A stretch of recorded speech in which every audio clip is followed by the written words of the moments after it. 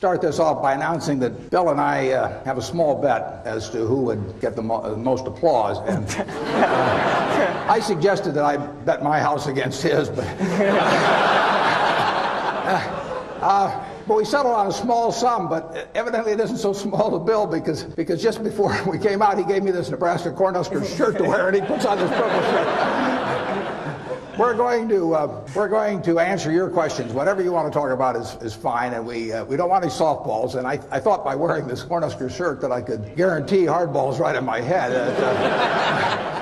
When we went to the game last year, about halfway through the first quarter, Bill said, "What's that big N stand for on those guys of yours?" I said, "Bill," I said, "What the hell?" I said, "It's knowledge."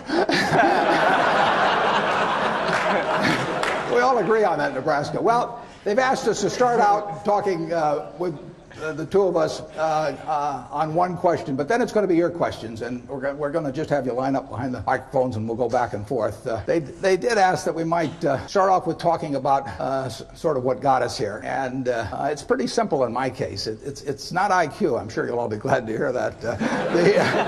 But everybody in this room has more IQ than they need to do my job. The big thing is rationality. And in other words, I always look at IQ and talent as sort of representing the horsepower of the motor, but then in terms of the output, the efficiency with which the motor works, that depends on rationality, because a lot of people start out with 400 horsepower motors and get 100 horsepower of output, and it's way better to have a 200 horsepower motor and get it all into output. And so why do smart people do things that interfere with really getting the output they're entitled to? And it gets into habits, into character, into temperament, and it really gets into behaving in a rational manner. It's not getting in your own way. As I say, everybody here has the ability absolutely to do anything I do and much beyond, and some of you will and some of you won't, but it will, the ones that won't, it will be because you get in your own way. It won't because the world doesn't allow you to. It will be because you don't allow yourself to. So I have one little suggestion for you. Pick out the person in the class that you admire the most, and then write down why you admire them. Put down a list of qualities. You're not to name yourself in this. And then put down the one that frankly you could stand the least in the whole group, and put down the qualities that turn you off in that person. And look at that list, and you won't find it's a bunch of things like throwing a football 70 yards or anything of the sort. The qualities of the first one that you admire are qualities that you, with a little practice, can make your own, and which, if practiced, will become habit forming.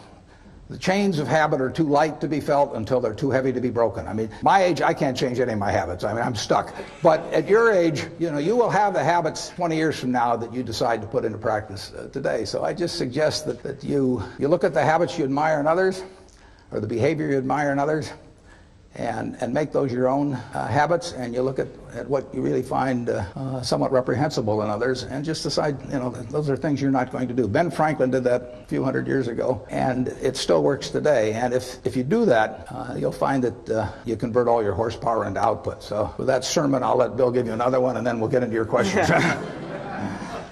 Well, I think Warren's absolutely right about habit. I was lucky enough when I was quite young to have an exposure to computers, which were very expensive and kind of limited in what they could do, but still fascinating. And some friends and I really talked about that and decided that they would change because of a miracle technology of chips into something that everybody could take advantage of. And we really thought writing software was a neat thing. We hired our friends who wrote software. We thought about what the potentials were and really didn't see any limit.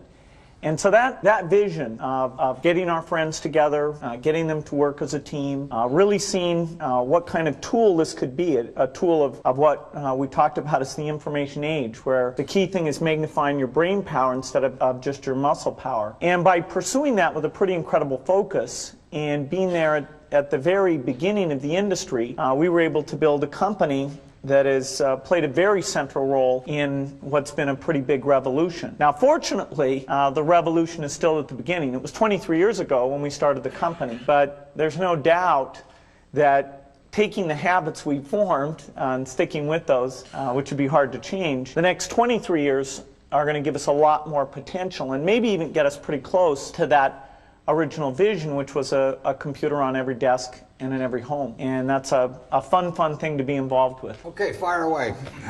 I was wondering how you define success personally. Well, I can certainly define happiness because that's what I am. I mean, and if that I mean, I get to do what I like to do every single day of the year, and I get to do it with people I like. I don't have to associate with anybody who causes my stomach to churn. The only thing in my job I don't like, and this only happens about every 3 or 4 years, occasionally I have to fire somebody, and I don't like. That's the only thing. Other than I tap dance to work, and I get down there, and I think I'm supposed to lie on my back and paint the ceiling, or something like Michelangelo. I mean, that's the way I feel, and it doesn't diminish. It's tremendous fun. So. If they say that success is getting what you want and happiness is wanting what you get, well, I don't know which one applies in this case, but I do know that I wouldn't be doing anything else. I mean, I do advise you, when you go out to work, go to work for an organization that you admire, people you admire, because it'll turn you on, and you ought to be happy where you are working. And I always worry about people who say, I'm going to do this for 10 years. I really don't like it very well, and then I'll do 10 more years of this. I mean, that's a little like saving up sex for your old age. I mean, not a very good idea. So get right in. You would recommend that. Get right into what you enjoy, and you'll be successful at it. You really will. I mean, you won't be able to miss. And that's. I don't regard what I do as the most important thing in the world at all, but it's right for me. I mean, I happen to be wired in a certain way that what I do works in this. If I had to do what Bill does, I mean, it lasts about 10 minutes, and that's true of a lot of things. But luckily, I kind of stumbled into the thing that I do best, and that it's worked out well. Bill? Well, I think that the key point there is you've got to enjoy what you do every day. And for me, that's working with very smart people. It's working on new problems. Every time we think, hey, we've had a little bit of success, we're pretty careful not to dwell on it too much because the bar gets raised. People's expectations of the products, we've always got customer feedback telling us the machines are too complicated, they're not natural enough. And the competition, the breakthroughs, the research make the field I'm in, I think, the most exciting field there is. There's some other good fields. Biotechnology is a good field because it's changing the world of medicine and health. But the computer industry, in particular software, I think is the most exciting, and I think I have the best job in that business. Don't you think Dairy Queen is more important to the country? You can manage Dairy Queen. Yeah. I'll go and buy the dilly bars. Yeah, well, I'm counting on it. We'll raise the price when you come. Okay. You don't want to get in. I have turned down business deals that were otherwise decent deals because I didn't like the people that I would have to work with. I didn't see any sense pretending it.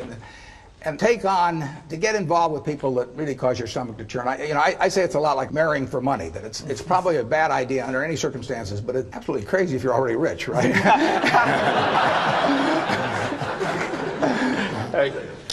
Both of you are innovators in your given industry. I was wondering what your definition of innovation is. Well, I don't do a lot of innovating in what I do. I mean, my job, I really have just two functions in my job. One is to allocate capital, which I enjoy doing, and the second one is to have a group of managers, to keep a group of people, 15 or 20 managers, enthused about what they do when they have no financial need to do it whatsoever. At least 3/4 of the managers we have are rich beyond any possible financial need, and therefore my job is to figure out how to cause them to want to jump out of bed at 6 in the morning and work with all of the enthusiasm they did when they were poor and starting. And if I do those two things, they do the innovation. So that Bill innovates. Now he can tell you about it.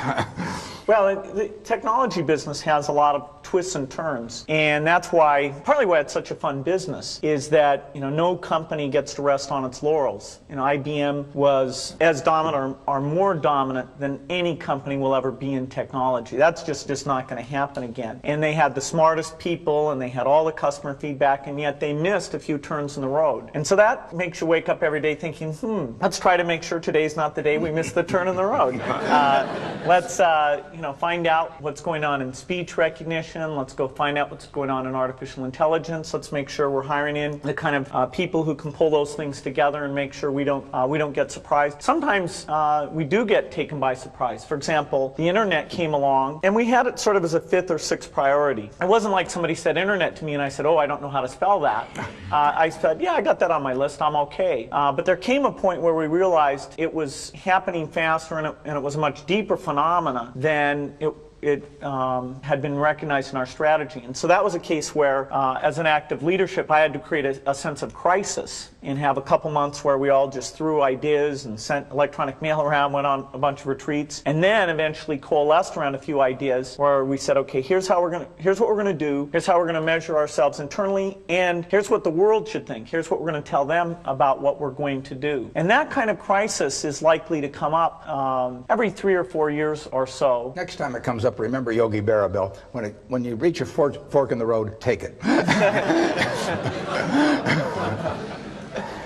Growing up, who were your biggest role models, and what kind of a role did they play in your success? You know, I had great parents, both of whom were involved in lots of interesting activities and would come home and talk to us about, you know, the world of business or law or politics or the charitable activities they were involved in. And so that made us, myself and my sisters always thought about, well, what are we going to do out there? And, they had us as avid readers, and so we had pretty broad interests in reading.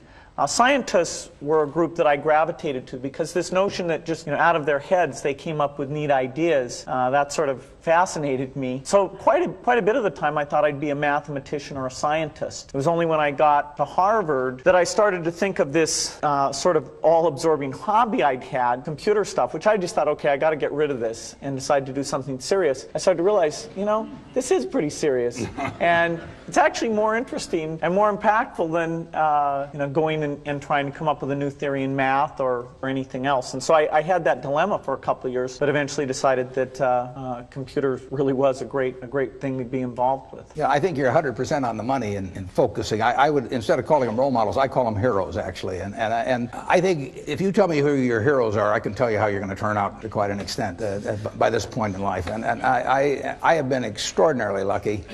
And none of my heroes ever let me down. I mean, the ones I came up with throughout their lives, I've never felt that I've been let down in any way with it. Number one was my dad, and had a huge impression on me. My wife, who is here, is one of my heroes. I mean, she is, you know, in terms of she's taught me a tremendous amount, and never seen anybody any better with human beings than she is. And you can, you know, Yogi Berra again said you can observe a lot just by watching. And I watched my dad, and I've watched her. And I had a professor, Ben Graham, back at Columbia, and had a huge impact on me. So I have been lucky in that I've had terrific heroes, and they haven't let me down. And that takes you a long, long way. I've gone through 1 or 2 periods where we're kind of tough in life, but not. I mean, everybody's had that. But having the right heroes will take you right through it. The internet exposes us to vast amounts of information, and in particular, children are being exposed to more and more complex issues at very young ages. Yourself being a father, Mr. Gates, I was wondering if you had any comment on the access now to information, and how do we handle that? Definitely the internet has every kind of information you can imagine. All the worst things and best things that people are interested in are out there in great quantity. And so there's a decision a parent has in terms of, do you let your kid go out onto the internet? One great thing about the internet is if you set it up the right way, there's a log of exactly what the person's gone and looked at. And so, you know, you have to decide up to what age do you think it's legitimate that you have access to see where they're going and what they're interested in. And personally, I'd rather see what my kid is interested in and talk to them about it than try and block altogether them ever learning anything about it. Because someday in their life, whether it's a magazine or a friend or a terminal that I don't control, if they're curious about something, they're going to find out about it. And my theory is not that my child will be okay as long as they don't hear about things. You want to have the full experience, and but I think on the whole, the fact that a kid has this tool to be curious about all these topics. That's got to be a fantastic thing. I can't improve on that. But I just got to the age where Bill lets me watch the internet alone. So I've been trying. That's a good story. I've been trying to evangelize personal computers to Warren ever since we met, which is over about 7 years ago now. And it was amazing. I talked about stock quotes and spreadsheets and all these things. And in the end, it wasn't my talking at all that got him on. It was the ability to play bridge with his friends. And, now he's incredible. He's an addict. Yeah. Do you feel that technology has made businesses more efficient to the point where you can pay more for them? Well, I'm sure technology has made them more efficient, and if I thought otherwise, I'd be afraid to say so with Bill sitting next to me. But a lot of things in business, including maybe much of technology, really has the same effect as if you went to a parade and the band started coming down the street and all of a sudden you stood up on tiptoe. I mean, in another 30 seconds, everybody would be on tiptoe. It'd be hell on your legs and you wouldn't be seeing any better. And there is that aspect to business, that there's a self-neutralizing aspect. Now, Bill, tell them how much technology you'll make for them. No, I think there's definitely a lift, a one-time lift, where you go from not using technology well to using it well, particularly if U.S. companies are doing that better than their competitors outside the United States. And so you get all this ability to communicate, and so you get global scale in a lot of businesses that wouldn't have had it before. If you look at the really big earners in that who are generating this 20% return on equity, a lot of them are companies like Coke or Microsoft or Boeing or GE, which are going to that worldwide marketplace. And I know every one of those has been helped by technology. But that cannot explain why 10 years from now they'd be getting that type of return on equity. There's something almost certainly ephemeral about current conditions. Capitalism tends to be self-neutralizing in terms of improvements, but that's marvelous because it means we've got better everything than we could have otherwise. But the real trick is to stand up on tiptoe and not have anyone notice it. I mean, if you can do that, then you do very well. Yeah. Bill, Warren, the world is becoming a much smaller place, both in technology and in finance. How do you see yourselves as businessmen taking your businesses globally, and how do you view that individually as a person? Well, I've got an easier answer, so I'll let Bill think while I give the easy answer. We don't do it directly. I mean, our two largest commitments are Coke and Gillette, and Coke has 80% of their earnings coming from abroad, and it'll be larger in the future. Gillette has 2/3 of their earnings coming from abroad, and that'll be larger in the future. So they are participating in a worldwide improvement in living, and they'll continue to participate. So we do it by piggybacking them, and I can sit in Omaha, and let Doug Ivester at Coke fly all over the world and do a tremendous job doing it. Bill has to get out there and do it for Microsoft, and I'll let him tell you how. One great thing about our business is it is global. That what do you need in a spreadsheet? About the same thing in Korea and Egypt as you need in the United States. And the PC standard is a global standard. We have to do some adaptation for the local languages, and that's a fun part of our business, understanding bidirectional languages and the large alphabets that you have in Chinese, Japanese, and Korean. And over the years, we've gotten very, very good at that. In fact, our market share is much higher outside the United States than it is inside the United States, because it's relatively hard to set up subsidiaries, understand local conditions, local distribution, and relationships. And so since most of our competitors are in the U.S. and aren't as good at doing international business, we thrive even better in these other countries. Most of our growth will come from outside the United States. The United States will get to the point where it's largely a replacement market. Most homes and business desktops will have PCs. Now, that doesn't mean they won't replace them, that they won't want better software that can see, listen, and learn. But outside the U.S., we still have that early slope phenomena. So it's very much a global business. When you think about it, many of you are probably too young to remember with clarity. Anyway, 15 years ago, this country almost had an inferiority complex about its ability to compete in the world, and with software and the whole development of the computer, now the rest of the world is looking to us, and Bill has played a big part in that. I mean, he has contributed in a major way to a change in our attitude about this country and the world's attitude about this country. So what impelled you to make a trip together to China in 1995, and what's your perception before and after the trip, And most interesting, the next question is, what has that trip affected your global business decision in that region since? Well, we went to China for a lot of reasons, partly to relax and have fun. We found a few McDonald's there, just so we didn't feel too away from home. It was also exciting to go and see all the changes taking place. I mean, it's so amazing what's going on there. And we saw different parts of the country, got to see some of the leaders. It's a market that Microsoft had already been investing a lot, and we've upped that quite a bit since then. Although about 3 million computers get sold every year in China, people don't pay for the software. They will, though. It's sort of as long as they're going to steal it, we want them to steal ours.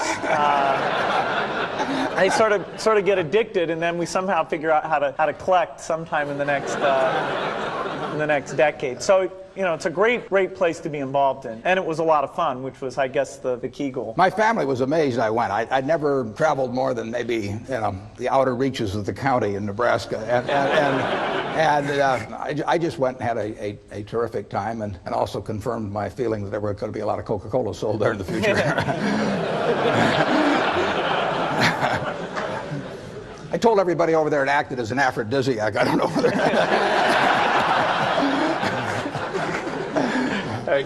As two of the most successful business people in the country, what role do you see for yourselves in giving back to your respective communities, and how do you use your influence to get others to give back as well? Well, I think we both have quite a similar philosophy on that. I know in my own case that 99% plus will go back to society. And that'll actually count everything that my family and I have lived on during our entire lifetimes. But just because we've been treated extraordinarily well by society. I'm lucky. Bill said if I was born a long time ago, I'd have been some animal's lunch. I mean,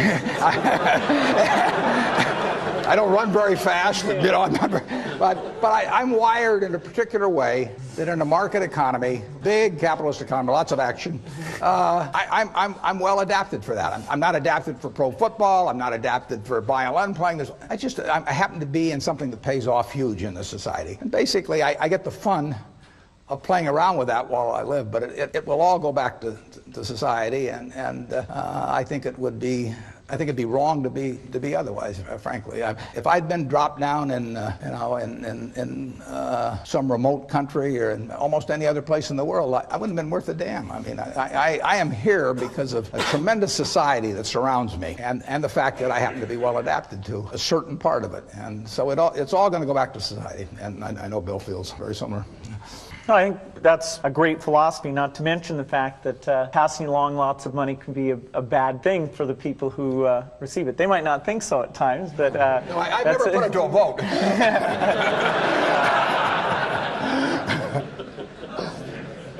No, I really don't think it's right that frankly, I don't think it's right that the quarterback of the Nebraska football team next year should be the eldest son of the quarterback of 22 years ago. Nor do I think that our Olympic team in 2000 should be chosen as to be from the same family that was on the Olympic team in all the respective sports in 1976. I mean, we believe in the meritocracy when it comes to athletics and all kinds of things. Now, why not have a meritocracy in terms of what you go out into the world with in terms of the productive goods? Let the resources flow to those who use them best. But then I think they ought to give it back to society primarily when they get through. I do not believe in a divine right of the womb. I mean, I do not think that that if you select the right womb that you're entitled to do nothing the rest of your life. It doesn't make any sense.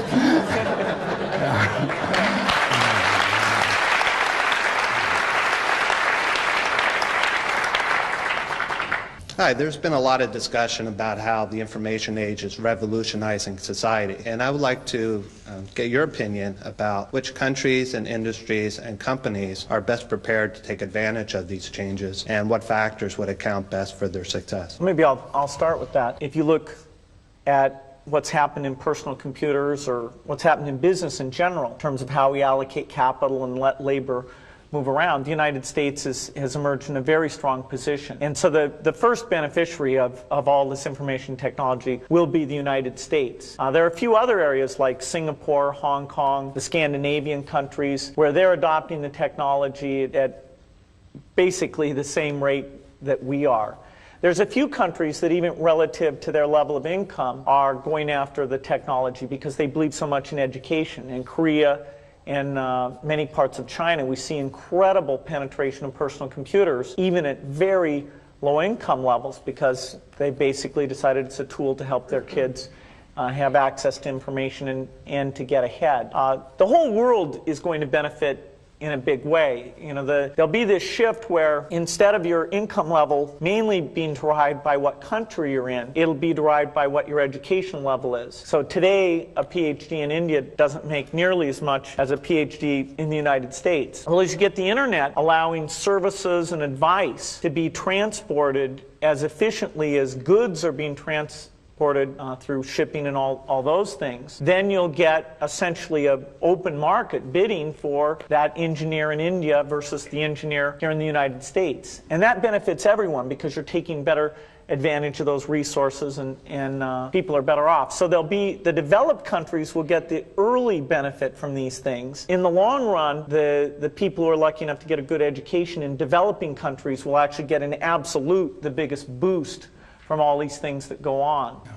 I didn't get it at first, but it's huge, and it will change the world, the technological revolution, in dramatic ways and quickly. Ironically, our approach to that is just the opposite of Bill's. But that his is the right one for the world. Ours is the right one for me.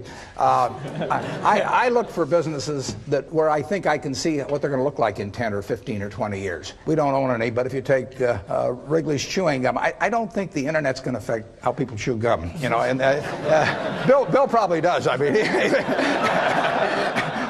But I don't think it's going to affect the fact that Coke will be the drink of preference and will gain in per capita consumption around the world. I don't think it'll change whether people shave or how they shave or the fact that they like a better shaving system, as the Mach 3 is going to be very shortly, I might add. So we are looking for the very predictable, and you won't find the very predictable in what Bill does. You'll find the more exciting things, the things that are going to change society more. And so I have a little different opinion. As a member of society, I applaud what he's doing, and as an investor, I keep a wary eye on it. And that's it's a different approach to investing. Most people think of that all as opportunity, and it has been opportunity. Every internet stock has gone crazy here in recent months, but I don't know how to look at one or the other and tell the winners. Yeah, this is an area I agree strongly with Warren on. I think the multiples of technology stocks should be quite a bit lower than the multiples of stocks like Coke and Gillette, because we are subject to complete change in the rules. You know, I know very well that in the next 10 years, if Microsoft's still a leader, there will have been at least three crises that we will have had to really prove our excellence in. I accidentally once, when we were on a panel with the CEO of Coke, I said something like, I couldn't run my business when I get to be 60 because it's such a hard business, not like Coke. And I offended him without meaning to. You won't offend me. I want to be in a business I can run when I'm 100 because I plan to do it. I'm going to retire about 5 years after I die. Maybe. Starting a new company is very risky. How do you determine when is the best opportunity to start a new company, and how can you get people to support you? Well, when I started Microsoft, I didn't think of it as all that risky. I mean, I was so excited about what we were doing. It's true I could have gone bankrupt, but you know, I had a set of skills that were highly employable, and in fact, my parents were still willing to let me go back to Harvard and finish my education if I wanted to. You've always got a job with me, Bill. And the thing that was scary to me wasn't quitting and starting the company. It was when I started hiring my friends and they expected to be paid.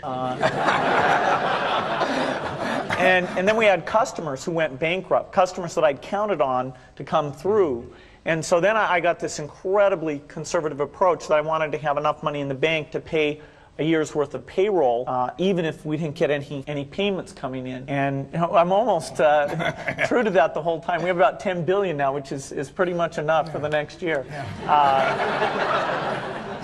Anyway, if you're going to start a company, it takes so much energy that it better overcome your feeling of risk. I don't think that you necessarily, if you're going to start a company, should do it at the start of your career. I think there's a lot to be said for working for a company, learning how they do things. If you're young, it's hard to go lease premises. They made that hard for me. You couldn't rent a car when you were under 25 at the time, so I was always taking taxis to go see customers.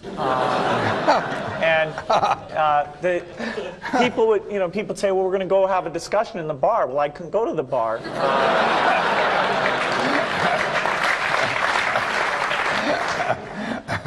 But that's fun, because I'll tell you, when people are first skeptical and they go, this kid doesn't know anything, then when you show them you've really got a good product and you know something, they actually tend to go overboard and they think, whoa, they know a lot. Let's really do an incredible amount with these people. So our youth, at least in this country, was a huge asset for us once we reached a certain threshold. It's hard to hire older people because they'll be a little bit conservative about whether they should come and take the risk. And it took 3 or 4 years before we could go out into the normal sort of employment pool. But those problems that come with starting a firm, you better think of those as part of the pleasure, part of the challenge that is part of the excitement. I was curious what each of you felt was the best business decision you'd made throughout your career. The best what? Business decision.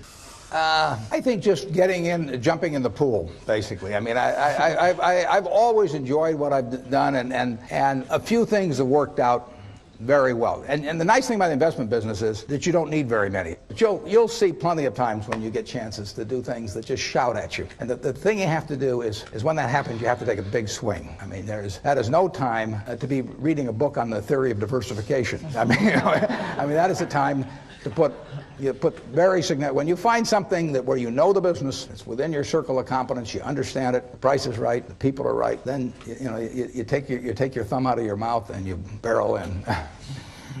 We were talking at breakfast this morning about of all Warren's investments decisions, which was the worst decision. Which it's amazing, and they're tough to find because he's the track record's unbelievable. But we, I think, decided that by some metric, buying the company that his company is named after was probably the worst investment decision. That's true. I mean, we went into a terrible business because it was cheap.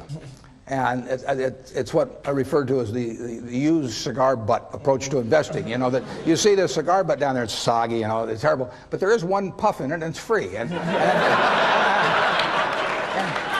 that's what Berkshire was when we bought it. I mean, it was selling below working capital. Actually, buying Berkshire Hathaway, buying control of it, was probably the biggest single bad decision that I've made. And then I made all kinds of decisions that have cost us billions of dollars, but they've been mistakes of omission rather than commission. I mean, there were businesses that we knew enough to buy a lot of. I don't worry about not buying Microsoft because I didn't understand that business. So I didn't understand Intel. But there were businesses that I did understand. Fannie Mae was one. I mean, I made a decision to buy it, and I didn't execute. And we would have made many billions of dollars on something that was within my circle of competence, and I didn't do it. And you don't see that. Conventional accounting doesn't record that, but believe me, it happened. In my case, I'd say my best business decisions really have to do with picking people. Deciding to go into partnership with Paul Allen is probably at the top of the list. And then subsequently, hiring a friend, Steve Ballmer, and having somebody who you totally trust, who's totally committed, who shares your vision and yet has a little bit different set of skills, and also acts as a check on you. Some of the ideas you come up with, you run by them because they're going to say, hey, wait a minute. Have you thought about this and that? And just the benefit of sparking off of somebody who's got that kind of brilliance. It's not only made it fun, but it's really led to a lot of success. So picking a partner is crucial. And I've had a partner like that, Charlie Munger, for a lot of years, and it does for me exactly what Bill was talking about.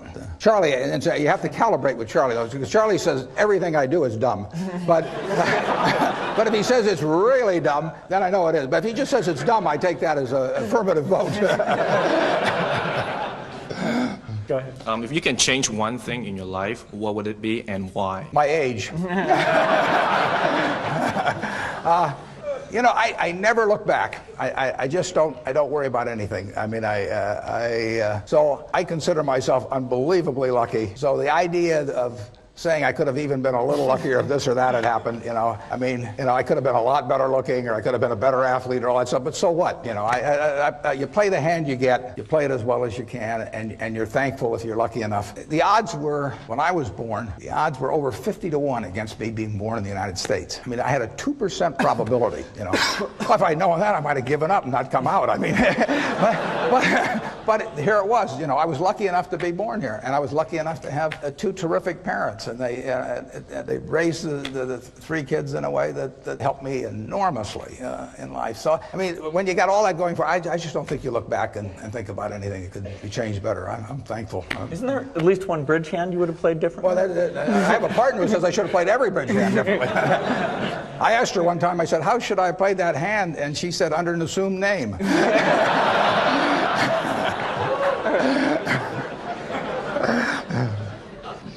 I think the key resource you have to deal with is your time and how you spend time. And I'm pretty rigorous at looking back each year. I even get my friend Steve Ballmer to come in and look at my schedule and criticize, hey, you didn't really need to spend time on this or that. And that's pretty useful.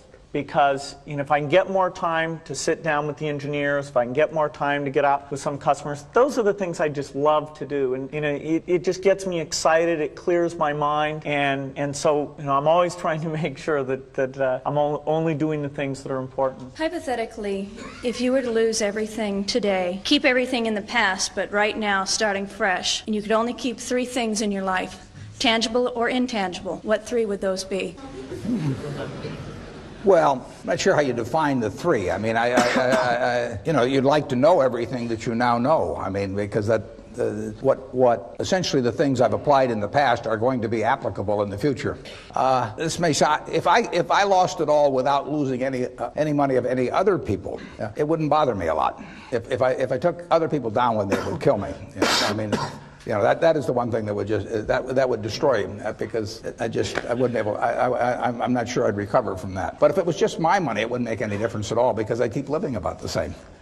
Have to give up the plane. I'd give you a job. Yeah, but I mean, I eat the same way everybody in this room eats. He eats a lot worse than you guys do. Well, depends how you define worse, but I think you're right. And you can get, I mean, in terms of medical care or anything, there's very little difference in how the people in this room live now and are going to live in the next 10 years than the way I do. So I wouldn't miss anything. I mean, I would like to keep playing the game because I enjoy it. So if I had the knowledge that I've had that gotten me here, and I had anything to work with at all, and I could probably talk somebody into giving me a few bucks to start it. But I would have a lot of fun playing the game again. I mean, it might be. I'm not sure I want to follow your experiment, but I think it'd be just about as much fun as what I do. Yeah, as long as people didn't go down with me, that would be no fun. Bill. Yeah, starting out at a small scale again, it's got a certain attraction to it. But I think it's interesting. Our business is not one where money makes that much difference at all. In fact, somebody was saying to me recently that Microsoft has such a strong position in our business. And I was saying, hey, if you took 30 of the top people and drafted them over to the other team, the score would change, very, very quickly. First of all, not only would the 30 go, the people who like working with the 30 would go with them. And so that there's not some asset there. It's, all the products are going to be obsolete very, very rapidly. It's the people and their sense of how to do things and their enjoyment and working with each other. And, it'd be a shame to give that up. But starting another company like that again, I'd have a blast doing it. In light of public controversy that's caused a lot of confusion in my mind and has polarized most of my friends and associates, and perhaps has caused one or both of you to lose some sleep, I'd like to ask you to share your perspective of what purpose or what appropriate role antitrust legislation should play in American business. I am no antitrust scholar. I think well, I met Bill 8 years ago, and he's a terrific teacher, and so he spent about 6 or 7 hours explaining his business to me. And he actually, I mean, here I am, the world's biggest dummy on technology, but he explained it to me pretty darn well. And when he got through with it, I bought 100 shares of stock just to keep track of him. And I think that shows two things. One is that I've got an IQ of about 50. And the second is, I didn't think he had any monopoly.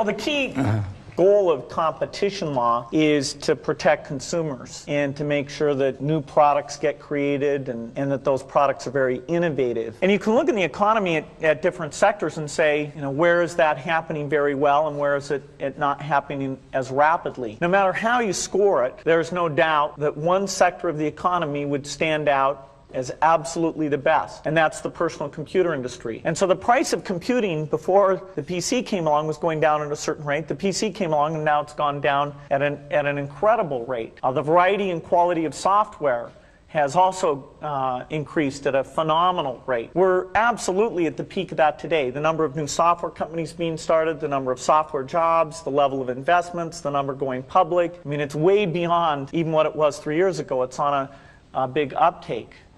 And so consumers are doing very, very well. And so it is somewhat of a surprise to find ourselves in an antitrust controversy. And, you know, thank goodness for the judiciary, which is an environment where facts are tested in an appropriate way and people can see, you know, has the competition worked in the way it should? Has it been beneficial to consumers? And there's no doubt in our mind where that's going to come out. It seems to a lot of people that in both your companies the success is driven by your enthusiasm and your leadership skills. How do you see your organizations in the post-Buffett and post-Gates era, and how do you prepare your companies for that period? Well, your assumption is wrong, because I will keep working until about 5 years after I die, and I've given the directors a Ouija board, and they'll be in touch.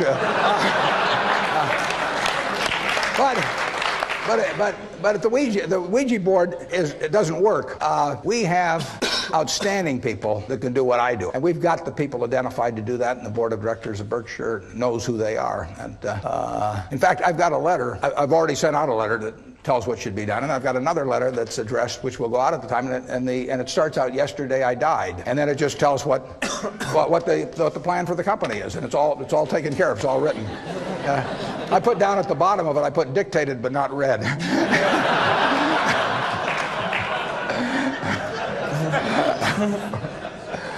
Yeah, my attitude is a lot like Warren's. You know, I want to keep doing what I'm doing for a long, long time. I think probably a decade from now or so, even though I'll still want to be totally involved with Microsoft because it's my career, I will pick somebody else to be CEO. And see some hands in the audience. That's a big transition for a company. You know, sometimes you find somebody who does better, and sometimes you don't. And no, I actually am interested in people who want the job. It's got some fun parts to it.